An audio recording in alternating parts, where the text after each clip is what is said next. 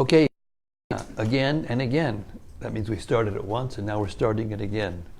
Welcome back to the live studios here at Radha Lane in Houston, Texas, right next to Shri Shri Radha Nilamadhava Mandir, ISKCON of Houston. Okay, we've already done our little introduction, so we're going to start right off with the Srimad-Bhagavatam Mahima Stotram of Srila Sanatana Goswami.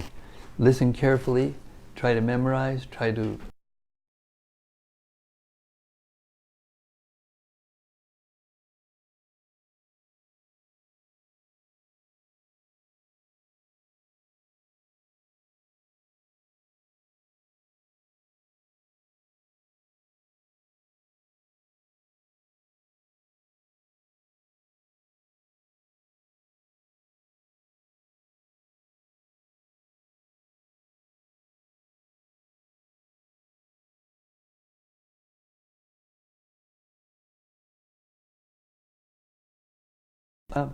Srimad-Bhagavata Prabho Kalidwandotitaditya Shri Krishna Parivartita. O life air of all the Supreme Lord's devotees, O Master, Srimad-Bhagavatam, you are the son of Kali. You are the exact image of Sri Krishna. Paramananda Pataya Prema Varshakshadayate Sarvadasa Vasevyaya Shri Krishnaya Namostume. I bow down to you who are supremely blissful to read. Your every syllable pours down a flood of prema. You can always be served by everyone. You are Sri Krishna himself.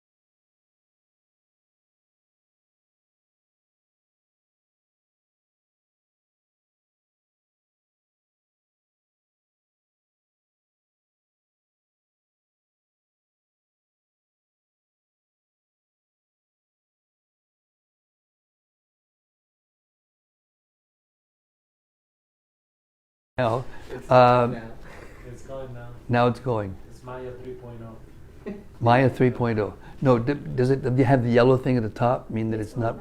Huh? Bad reception. It's live now. Well, that's the way it goes, and I've got news for you. It'll be like this till the last breath. There'll always be something. So tolerate, open your ears, and let's hear the Srimad-Bhagavatam. Or you can come over here and you can sit in the room and you don't have to worry about all this technology stuff.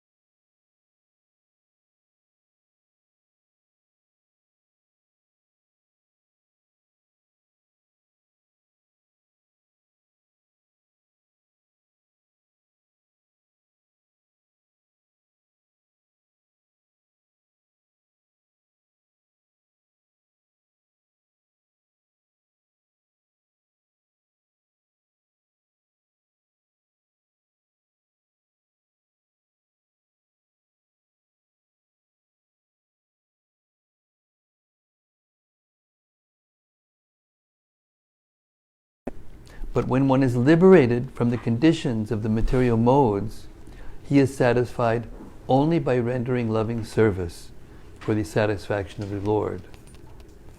This means that the living being is constitutionally a servitor and not one who is served. Being illusioned by the conditions of the external energy, one falsely thinks himself to be the served, but actually he is not served. Of the senses, like lust, desire, anger, avarice, pride, madness, intolerance. When one is in his proper senses by attainment of spiritual knowledge, he realizes that he is not the master of the material world, but is only a servant of the senses. At that time he begs for the service of the Lord, and thus becomes happy.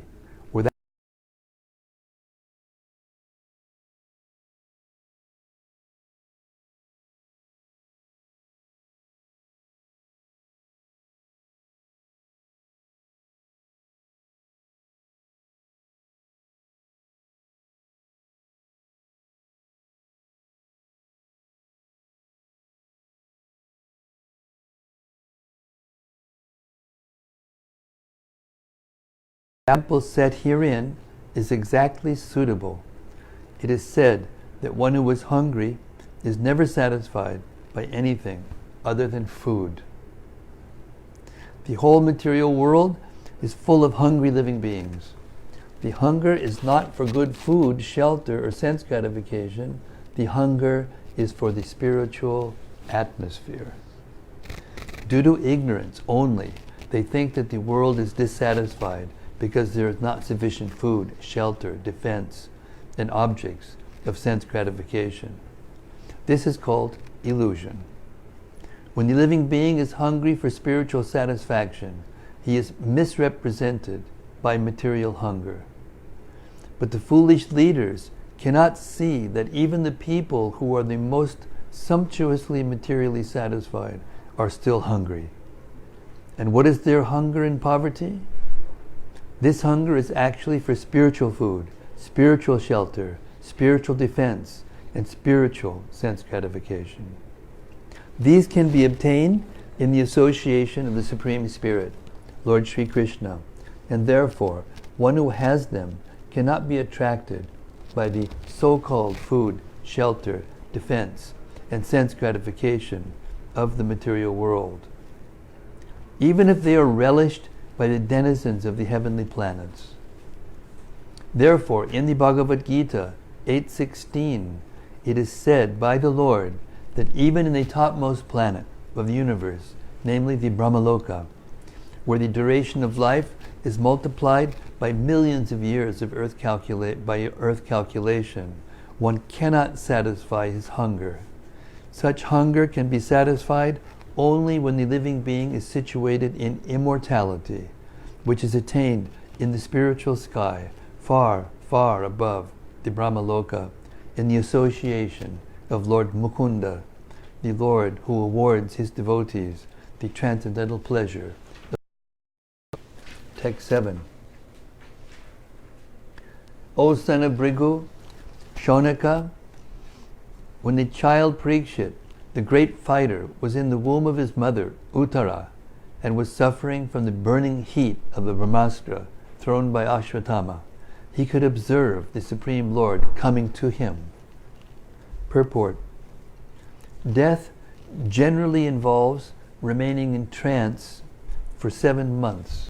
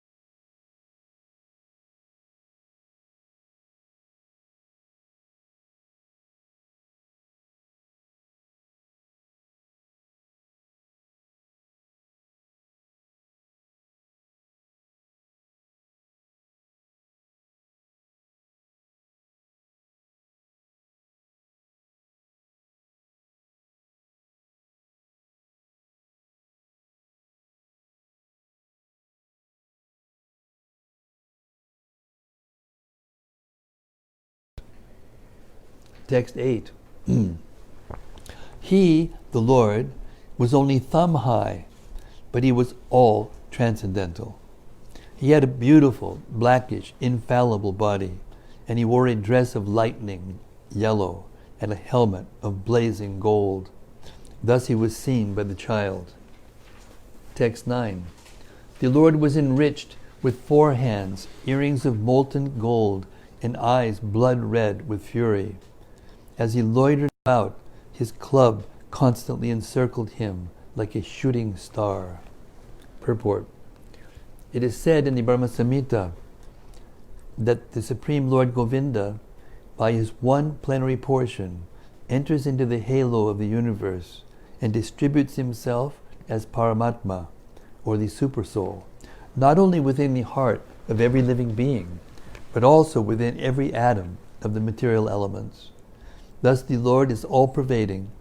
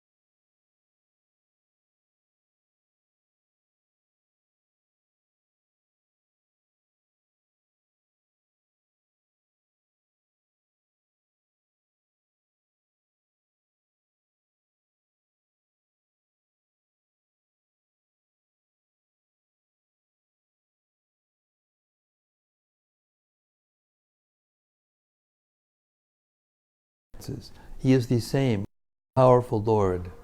There is no difference between the thumb-like Vishnu in the womb of Uttara and the full-fledged Narayana in the Vaikuntha Dhama, the kingdom of Godhead. He accepts the form of Archa Vigraha, worshipable deity, just to accept service from his different incapable devotees. By the mercy of the Archa Vigraha, the form of the Lord in material elements, the devotees who are in the material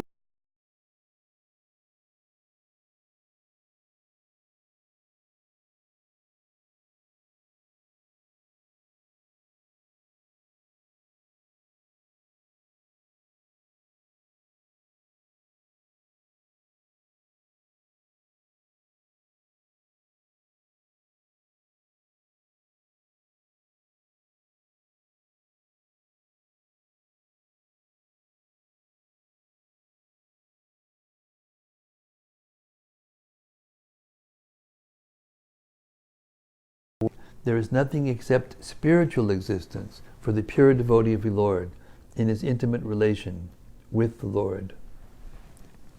Text 10. The Lord was thus, he was observed by the child who thought about who he was. Text 11.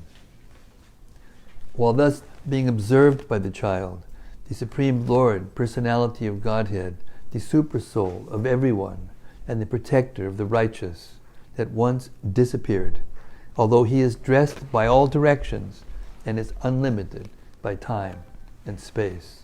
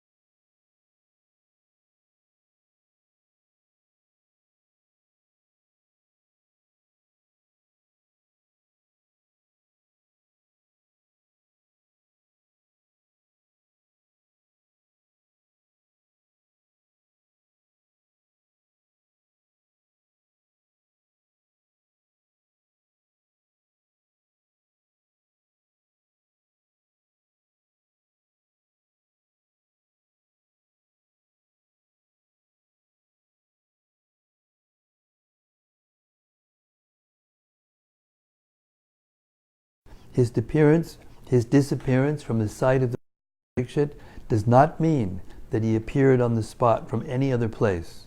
He was present there, and even after his disappearance, he was there, although invisible to the eyes of the child. This material covering of the effulgent firmament is also something like a womb of the Mother Nature, and we are all put into the womb by the Lord, the Father of all living beings. He is present everywhere, even in this material womb.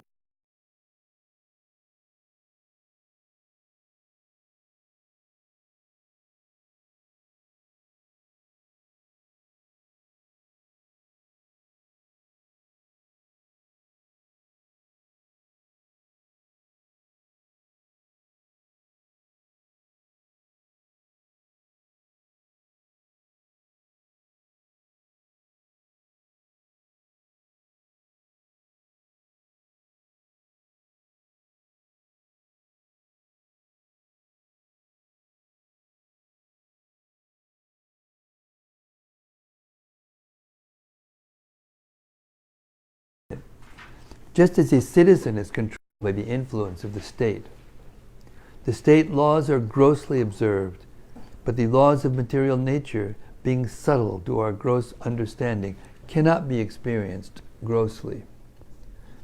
As stated in the Bhagavad Gita 3:9, every action of life produces another reaction, which is binding upon us.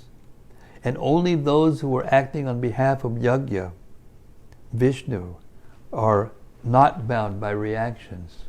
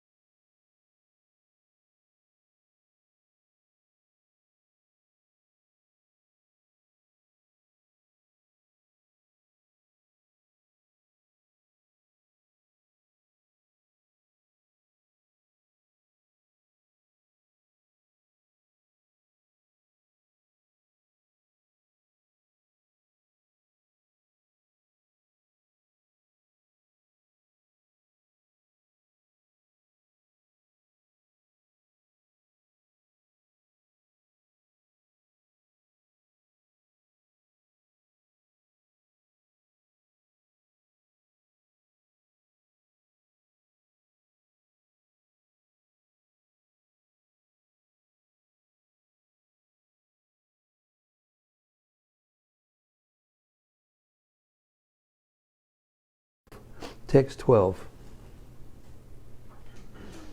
And I'll start from the beginning. Thereupon, when all the good signs of the zodiac gradually evolved, their heir apparent of Pandu, who would be exactly like him in prowess, took birth. Purport. Astronomical calculations of stellar influences upon a living being are not suppositions, but are factual, as confirmed in Srimad-Bhagavatam. Every living being is controlled by the laws of nature at every minute, just as a citizen is controlled by the influence of the state. The state laws are grossly observed, but the laws of material nature, being subtle to our gross understanding, cannot be experienced grossly.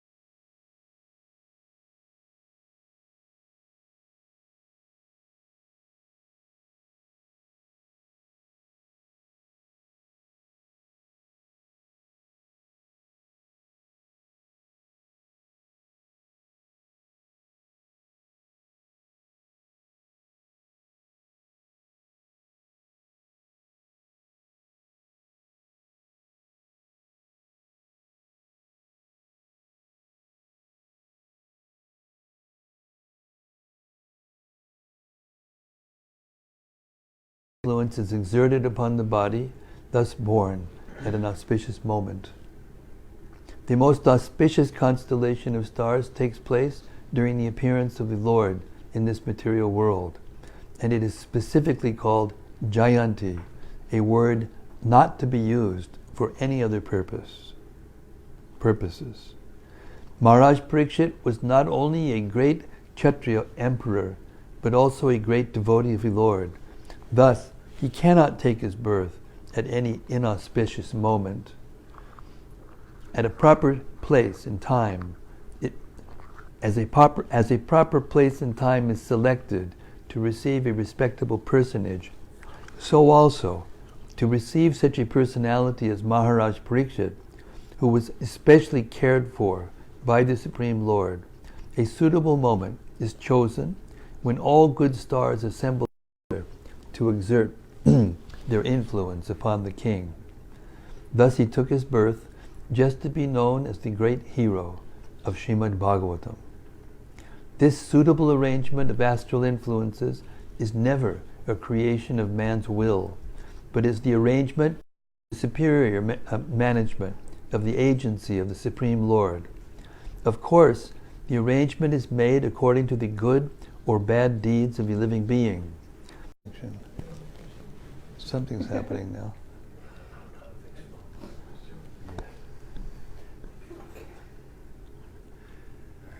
Don't be fooled.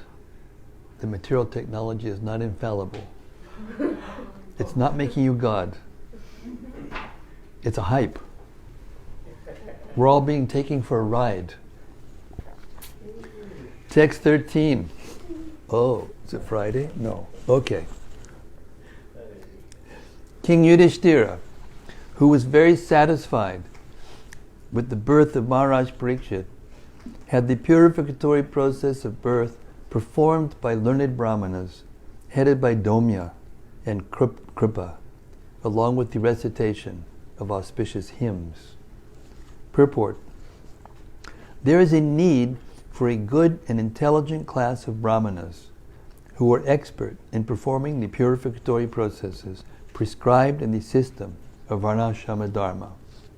Unless such purificatory processes are performed, there is no possibility of good population, and in the age of Kali, the population all over the world is of Shudra quality or lower for want of this purificatory process.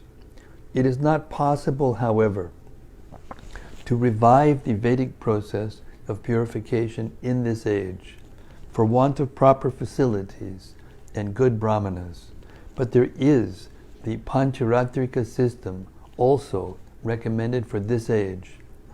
The Pancharatrika system acts on the Shudra class of men, supposedly the population of the Kali Yuga, and it is the prescribed purificatory process suitable for the age and time.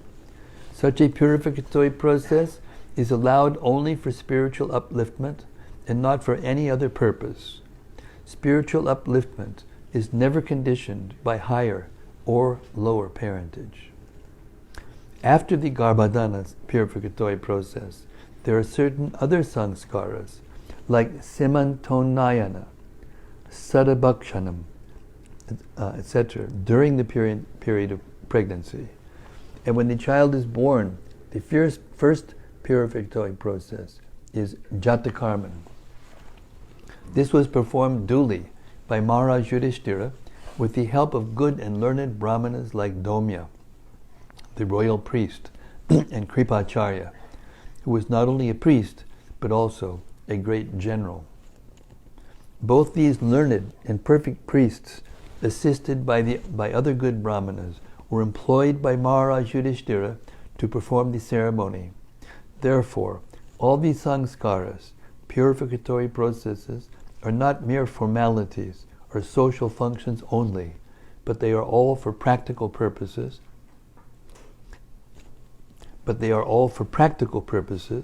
And can be successfully performed by expert brahmanas like Domya and Kripa.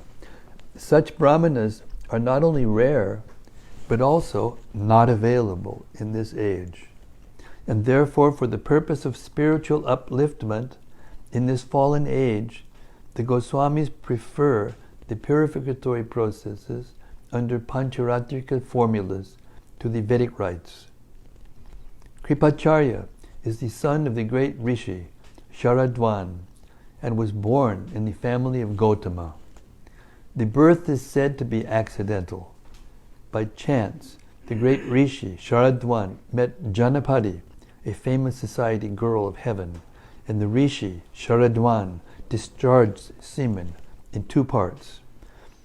By one part, immediately a male child, and by the other part, a female child, were born as twins. The male child was later on known as Kripa, and the female child was known as Kripi. Maharaj Shantanu, while engaged in chase in the jungle, picked up the children and brought them up to the rabbinical status by the proper purificatory process. Kripacharya later became a great general like Dronacharya, and his sister was married to Dronacharya. Kripacharya later took part in the battle of Kurukshetra and joined the party of Duryodhana. Kripacharya helped kill Abhimanyu, the father of Maharaj Pariksit, but he was still held in esteem by the family of the Pandavas due to his being as great a Brahmana as Dronacharya. When the Pandavas were sent to the forest after being defeated in the gambling game with Duryodhana, Dhritarashtra entrusted the Pandavas to Kripacharya for guidance. After the end of the battle, Kripacharya again became a member of the royal assembly, and he was called during the birth of Maharaj Pariksit for recitation of auspicious Vedic hymns to make the ceremony successful. Maharaj Yudhishthira, while quitting the palace for his great departure to the Himalayas, entrusted Kripacharya with Maharaj Pariksit as his disciple, and he left home satisfied because of Kripacharya's taking charge of Maharaj Pariksit. The great administrators, kings, and emperors were always under the guidance of learned brahmanas like Kripacharya, and thus were able to act properly in the discharge of political responsibilities.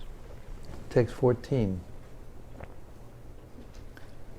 Upon the birth of a son, the king, who knew how, where, and when charity should be given, gave gold, land, villages, elephants, horses, and good food grains to the brahmanas.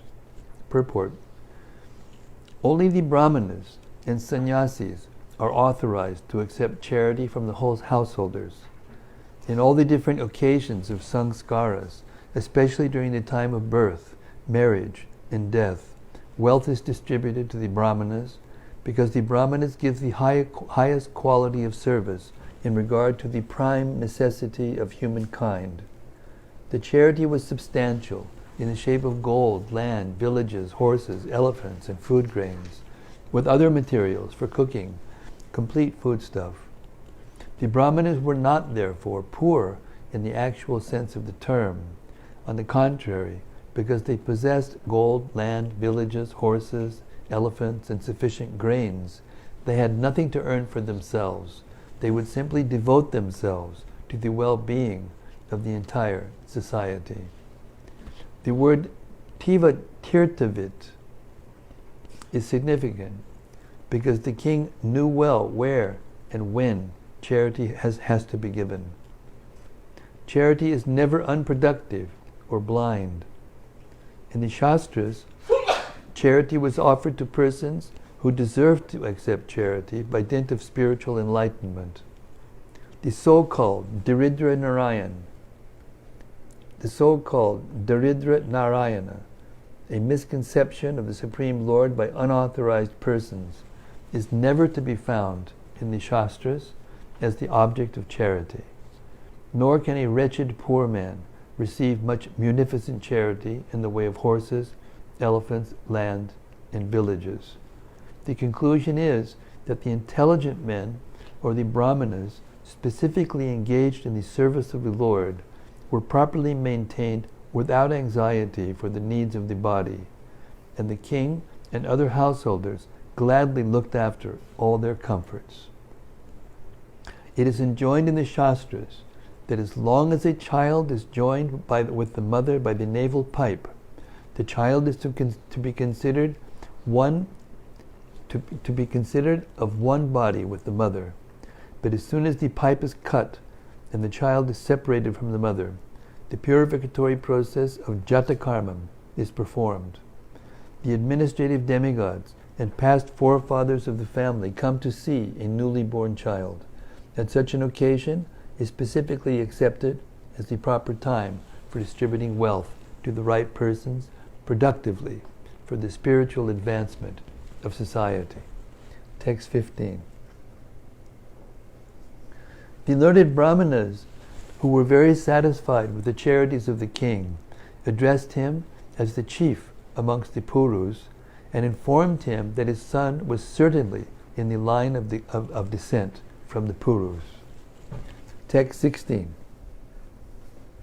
The Brahmana said, "The spotless son has been restored by the all-powerful and all-pervasive Lord Vishnu, the personality of Godhead, in order to oblige you. He was saved when he was doomed to be destroyed by an irresistible supernatural weapon." Purport. The child Pariksit was saved by the all-powerful and all-pervasive Vishnu, Lord Krishna, for two reasons. The first reason is that the child in the womb of his mother was spotless, due to his being a pure devotee of the Lord. The second reason is that the child was the only surviving male descendant of Puru, the pious forefather of the virtuous King Yudhishthira. The Lord wants to continue the line of pious kings to rule over the earth as his representatives for the actual progress of a peaceful and prosperous life. After the battle of Kurukshetra, even up to the next generation of Maharaj Yudhishthira was annihilated, and there were none who could generate another son in the great royal family. Maharaj Pariksit, the son of Abhimanyu, was the only surviving heir apparent in the family. And by the irresistible supernatural Brahmastra weapon of Ashwatthama, he was forced to be annihilated. Lord Krishna is described herein as Vishnu, and this is also significant. Lord Krishna, the original personality of Godhead, does the work of protection and annihilation in his capacity of Vishnu. Lord Vishnu is the plenary expansion of Lord Krishna. The all-pervasive activities of the Lord are executed by him in his Vishnu feature. Child Pariksit is described here as spotlessly white because he is an unalloyed devotee of the Lord. Such unalloyed devotees of the Lord appear on the earth just to execute the mission of the Lord. The Lord desires the conditioned souls hovering in the material creation to be reclaimed, to go back home, back to Godhead. And thus he helps them by preparing the transcendental literatures like the Vedas, by sending missionaries of saints and sages, and by deputing his representative, the spiritual master. Such transcendental literatures, missionaries, and representatives of the Lord are spotlessly white, because the contamination of the material qualities cannot even touch them. They are always protected by the Lord when they are threatened with annihilation. Such foolish threats are made by the gross materialists. The Brahmastra weapon, the Brahmastra, which was thrown by Ashwatthama at the child Pariksit, was certainly supernaturally powerful, and nothing of the material world could resist its force of penetration. But the all-powerful Lord, who is present everywhere, within and without, could counteract it by his all-powerful potency, just to save a bona fide servant of the Lord and descendant of another devotee, Maharaj Yudhishthira, who was always obliged by the Lord by his causeless mercy. Text 17. For this reason, this child will be well known in the world as one who is protected by the personality of Godhead. Most fortunate one, there is no doubt that this child will become a first-class devotee and will be qualified with all good qualities. Purport. The Lord gives protection to all living beings because he is their supreme leader. The Vedic hymns confirm that the Lord is the supreme person amongst all personalities. The difference between the two living beings is that the one, the personality of Godhead, provides for all the other living beings, and only by knowing him can one achieve eternal peace. Such protection is given by his different potencies to different grades of living beings. But as far as his unalloyed devotees are concerned, he gives the protection personally. Therefore, Maharaj Pariksit is protected from the very beginning of his appearance in the womb of his mother. And because he is especially given protection by the Lord, the indication must be concluded that the child will be a first-grade devotee of the Lord with all good qualities. There are 3 grades of devotees, namely the Mahabhagavata, Madhyam Adhikari, and the Kanishta Adhikari. Those who go to the temples of the Lord and offer worshipful respect to the deity, without sufficient knowledge in the theological science, and therefore without respect for the devotees of the Lord, are called materialistic devotees, or Kanishta Adhikaris. The 3rd grade devotees. Secondly, the devotees who have developed a mentality of genuine service to the Lord, and who thus make friendships only with similar devotees, show favor to the neophytes, and avoid the atheists, are called the 2nd grade devotees. But those who see everything in the Lord, or everything of the Lord, and also see in everything an eternal relation of the Lord, so that there is nothing within their purview of sight except the Lord, are called the Mahabhagavatas, or the 1st grade devotees of the Lord. Such 1st grade devotees of the Lord are perfect in all respect. A devotee who may be in any of these categories is automatically qualified by all good qualities, and thus a Mahabhagavata devotee like Maharaj Pariksit is certainly perfect in all respects. And because Maharaj Pariksit took his birth in the family of Maharaj Yudhishthira, Yudhishthira is addressed herein as the Mahabhaga, or the greatest of the fortunates. The family in which a Mahabhagavat takes his birth is fortunate because due to the birth of a 1st grade devotee, the members of the family, past, present, and future, up to 100 generations, become liberated by the grace of the Lord out of respect for his beloved devotee. Therefore, The highest benefit is done to one's family simply by becoming an unalloyed devotee of the Lord. Text 18.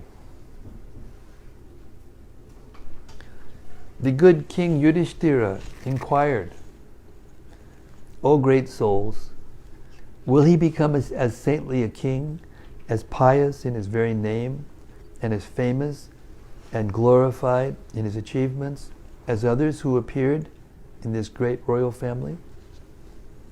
Purport. The forefathers of King Yudhishthira were all great saintly kings, pious and glorified by their great achievements.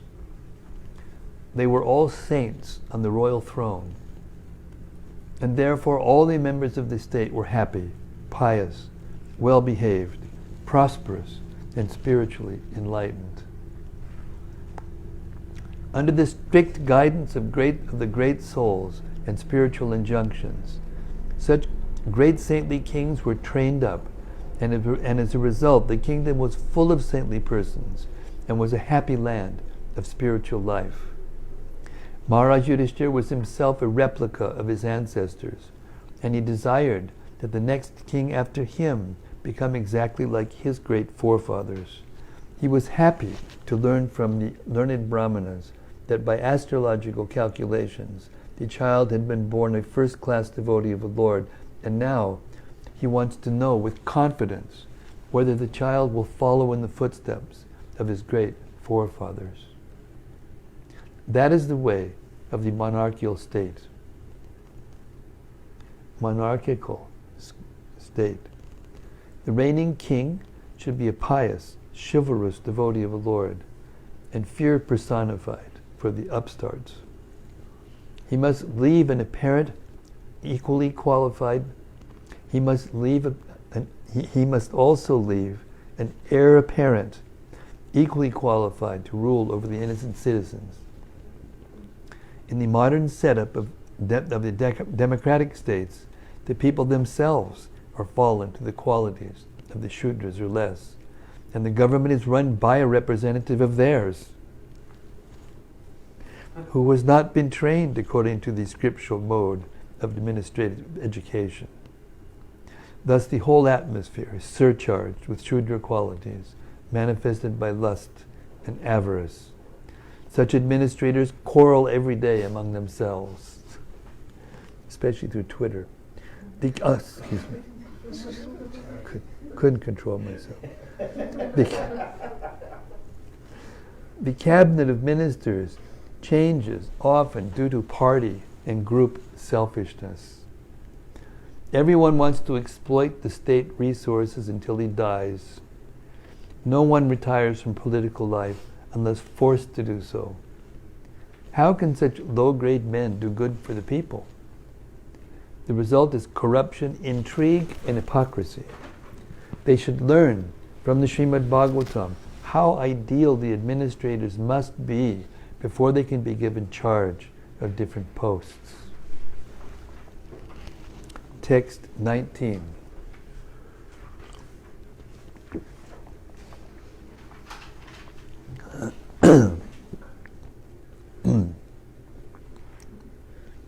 The learned Brahmanas said, O son of Pritha, this child shall be exactly like King Ikshvaku, son of Manu, in maintaining all those who were born.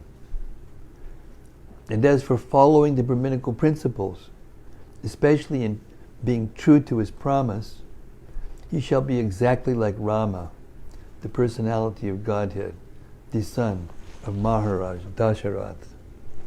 Purport. Praja means the living being who has taken his birth in the material world.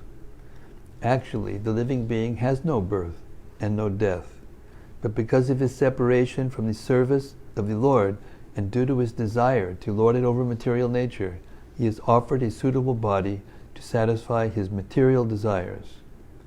In doing so, one becomes conditioned by the laws of material nature, and the material body is changed in terms of his own work. The living entity thus transmigrates from one body to another in 8,400,000 species of life. But due to his being the part and parcel of the Lord, he not only is maintained with all necessaries of life by the Lord, but also is protected by the Lord and his representatives, the saintly kings. These saintly kings give protection to all the prajas, or living beings, to live and to fulfill their terms of imprisonment. Maharaj Pariksit was actually an ideal saintly king, because while touring his kingdom, he happened to see that a poor cow was being about to be killed by the personified Kali, whom he took at once to task as a murderer. This means that even the animals were given protection by the saintly administrators, not from any sentimental point of view, but because those who have taken their birth in the material world have the right to live. All these saintly kings, beginning from the king of the sun globe down to the king of the earth, are so inclined by the influence of the Vedic literatures. The Vedic literatures are taught in higher planets also, as there is reference in the Bhagavad Gita 4.1 about the teachings to the sun god Vivaswan by the Lord, and such lessons are transferred by disciplic succession, as it was done by the sun god to his son Manu, and from Manu to Maharaj Ikshvaku. There are 14 Manus in one day of Brahma, and the Manu referred to herein is the 7th Manu, who is one of the Prajapatis, those who create progeny. And he is the son of the sun god. He is known as the Vaivasvata Manu. He had 10 sons, and Maharaj Ikshvaku is one of them. Maharaj Ikshvaku also learned Bhakti Yoga as taught in the Bhagavad Gita from his father, Manu, who got it from his father, the sun god. Later on, the teaching of the Bhagavad Gita came down by disciplic succession from Maharaj Ikshvaku, but in course of time, the chain was broken by unscrupulous persons, and therefore it again had to be taught by Arjuna, to Arjuna, on the battlefield of Kurukshetra. So all the Vedic literatures are current from the very beginning of creation of the material world, and thus the Vedic literatures are known as Auparesha, not made by man.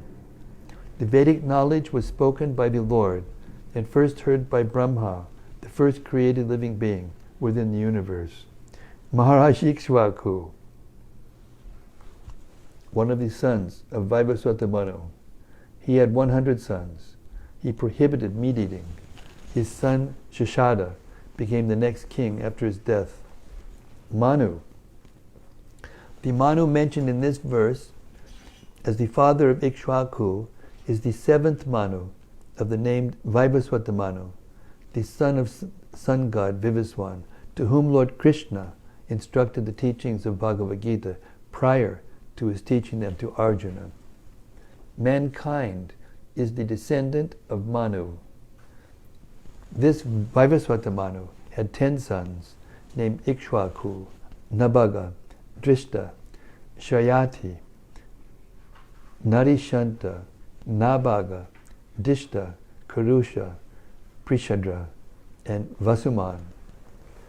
The Lord's incarnation, Matsya, the gigantic fish, was advented during the beginning of the Vaivasvata Manu's reign.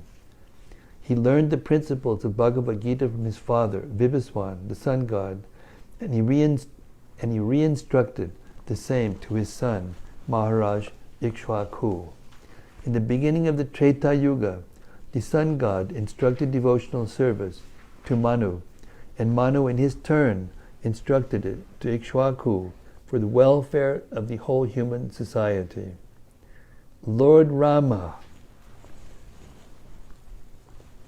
the Supreme Personality of Godhead, incarnated himself as Sri Rama, accepting the sonhood of his pure devotee, Maharaj Dasharath, the king of Ayodhya.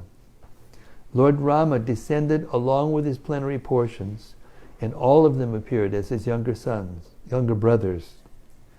In the month of Chaitra, on the 9th day of the growing moon in the Treta Yuga, the Lord appeared as usual to establish the principles of religion and to annihilate the disturbing elements. When he was just a young boy, he helped the great sage Vishwamitra by killing Subahu and striking Maricha, two demons who were disturbing the sages in their daily discharge of duties. The Brahmanas and the Kshatriyas are meant to cooperate for the welfare of the mass of people. The Brahmana sages endeavor to enlighten the people by perfect knowledge, and the Kshatriyas are meant for their protection. Lord Ramachandra is the ideal king for maintaining and protecting the highest culture of humanity, known as Brahmana Dharma. The Lord is specifically the protector of the cows and the Brahmanas, and hence he enhances the prosperity of the world. Through the agency of Vishwamrita, he was rewarded by the administrative demigods with effective weapons to conquer the demons. He was present in the bow sacrifice of King Janaka, and by breaking the invincible bow of Shiva, he married Sita Devi, daughter of Maharaj Janaka. After his marriage, he accepted exile in the forest for 14 years by the order of his father, Maharaj Dasharath. To help the administration of the demigods, he killed 14,000 demons, and by the intrigues of the demons, his wife, Sita Devi, was kidnapped by Ravana. He made friendship with Sugriva, who was helped by the Lord to kill Vali, brother of Sugriva. By the help of Lord Rama, Sugriva became the king of the Varanas, a race of gorillas. The Lord built a floating bridge of stones on the Indian Ocean and reached Lanka, the kingdom of Ravana, who had kidnapped Sita. Later on, Ravana was killed by him, and Ravana's brother, Bibhishana, was installed on the throne of Lanka. Bibhishana was one of the brothers of Ravana, a demon, but Lord Rama made him immortal by his blessings. On the expiry of 14 years, after settling the affairs of Lanka, the Lord came back to his kingdom, Ayodhya, by flower plane. He instructed his brother, Shatrughna, to attack Lavanasura, who reigned at Mathura, and the demon was killed. He performed 10 Ashwamedha sacrifices, and later on he disappeared while taking a bath in the Sarayu river. The great epic Ramayana is the history of Lord Rama's activities in the world, and the authoritative Ramayana was written by the great poet Valmiki. Hare Krishna. So that was a very short summary of the Ramayana, which is about this big. Anyway, we're going to stop today. Now we're going to have reflections. I found out today from Gora, who is my sound engineer for the audiobook of the Chaitanya Charitamrita, that he just got an upgrade, a raise. Yes, he got a raise. And now, as a result of his reward, he has to go to work 1 hour earlier.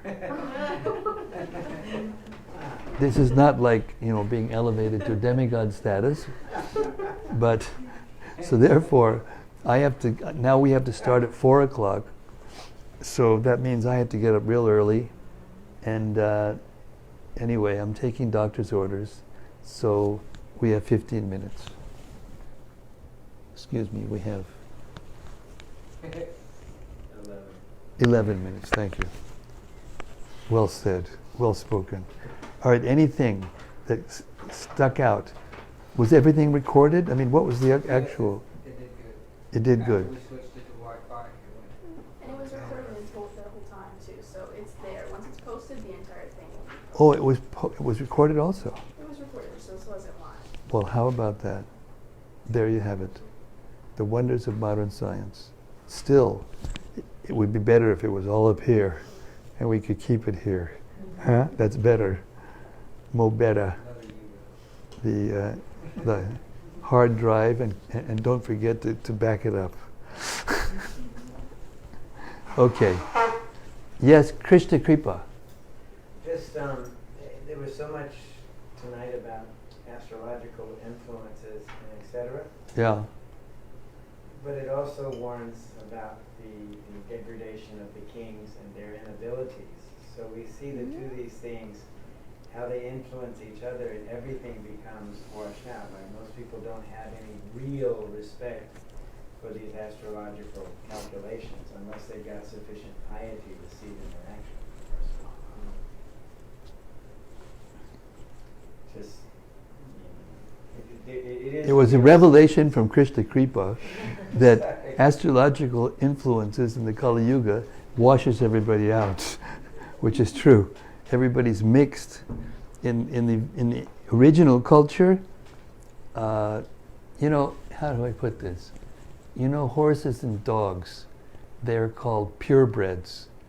They have papers that can trace the line all the way back, so there's no entrance of another, species of dog in that line, and therefore they sell for a lot of money. Purebreds. Cows also.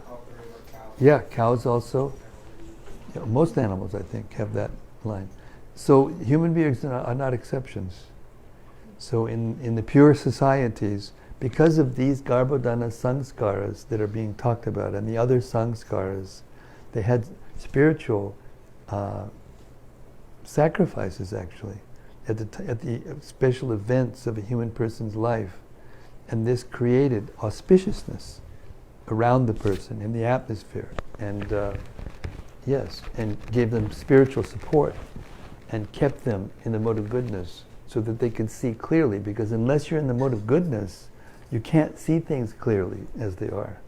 As soon as passion and ignorance enter, then your vision becomes clouded, and you can no longer see clearly what is right and what is wrong, what to do, what not to do, what to think, what not to think.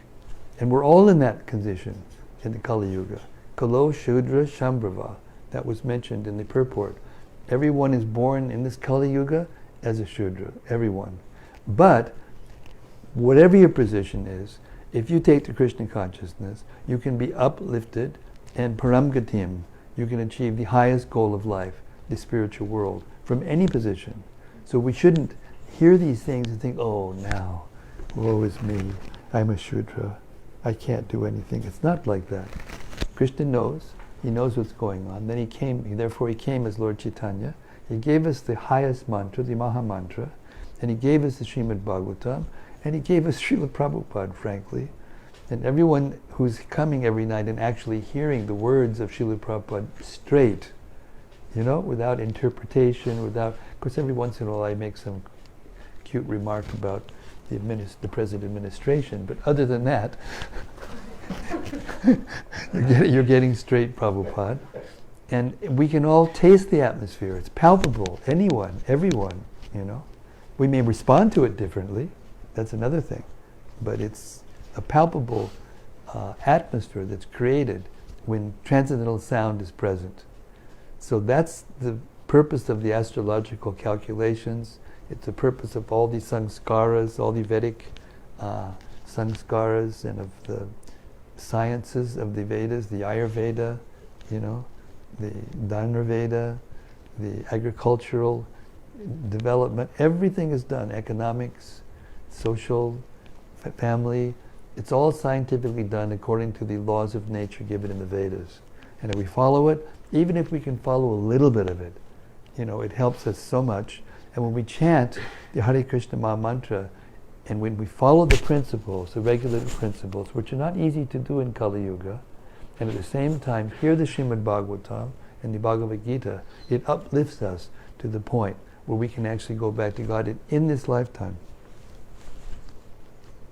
So yes, astrological influences are important, but they are transcended by the process of pure devotional service. What else?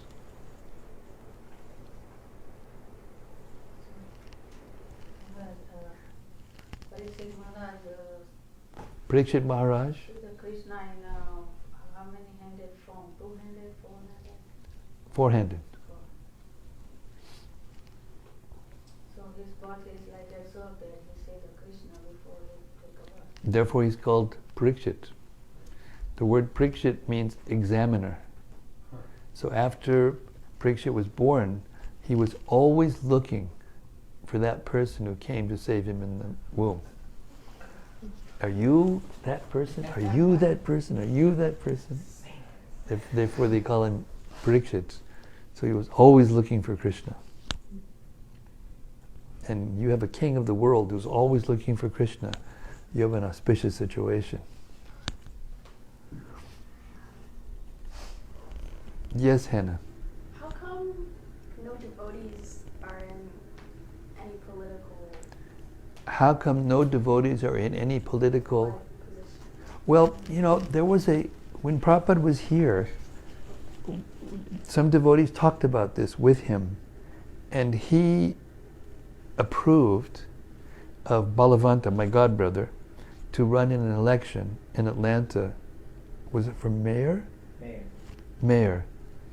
And Prabhupada suggested the In God We Trust party. So we formed the In God We Trust party, and he actually had a campaign, and I think he got some votes, and he ran on the platform of Krishna consciousness.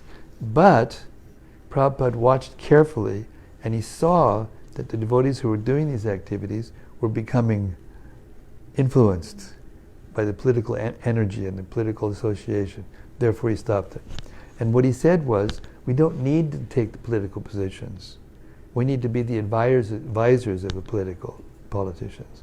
We need to make the politicians devotees and then advise them. And that's how good government comes to being. The Brahmanas are not meant to, the Brahmanas and Vaishnavas are not, in a general sense, not meant for taking political positions, especially in the Ajikali. But before that, the Brahmanas and the Kshatriyas were trained, as one of the purports explained very in detail, how the kings were actually trained from birth.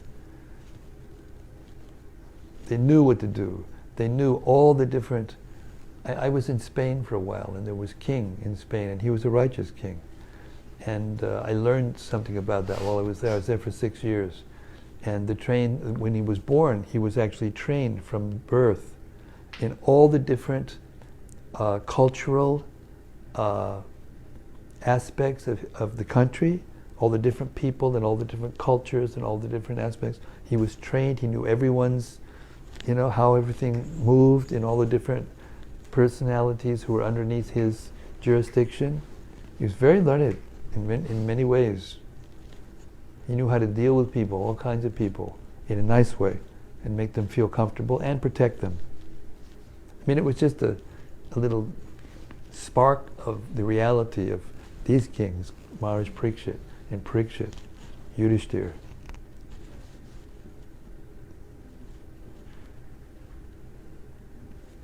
said that beauty and you have to go. No, I got 2 minutes. Beauty and education, good beauty, education, and prosperity is due to pious Yes. activities, and Yes. but you see so many, impious demoniac people with beauty and prosperity. Well, beauty is skin deep.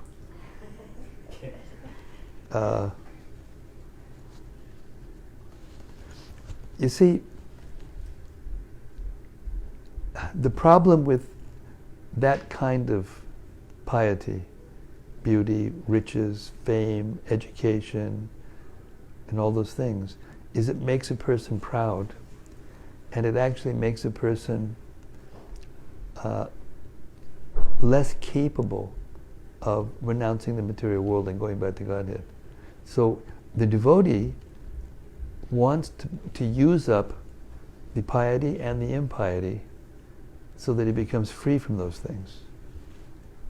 So the devotees are not looking for piety. And there's one verse by Queen Kunti, Janmaishvarya Shutta Shribir Adamana Edamana Marak Puman, which says that a person who is after these things, aristocratic birth, beauty, wealth, education, fame, and all these things, he cannot approach the Lord with sincere feeling. So when the Lord is approached with sincere feeling, then he responds. And if one is proud and has these opulences, then the chances are that he won't be able to approach the Lord with sincere feeling. Not only that, the brahmanas and sannyasis, they are not allowed to go into the places where that piety is exhibited materially. You know, there's fences and alarms and dogs and all kinds of things that keep pious people out of those persons' realm, so they can't get that influence and that association. But there are kings throughout the history of the universe who have all those things and are still pure. But what are their symptoms? They're not attached to them. They're not attached to them. Therefore, at the end of their lives, they go to the forest voluntarily. They're not like these politicians that we read about and that we can see every day in the newspapers. They'll keep their positions, to the last breath until they're killed or kicked out or voted out or whatever. Okay, so now I have to follow a doctor's orders, and now this new dimension of my sound engineer having to get up start really early. So here I am, Hare Krishna, at the mercy of the Vaishnavas and the Lord, and astrology also. My Sadhisati period. 3 years ago, everything was stolen. Last year I almost died, and this year I broke my elbow. Sadhisati. Huh? It's getting better. Yeah. You're right. Okay, thanks everyone for showing up.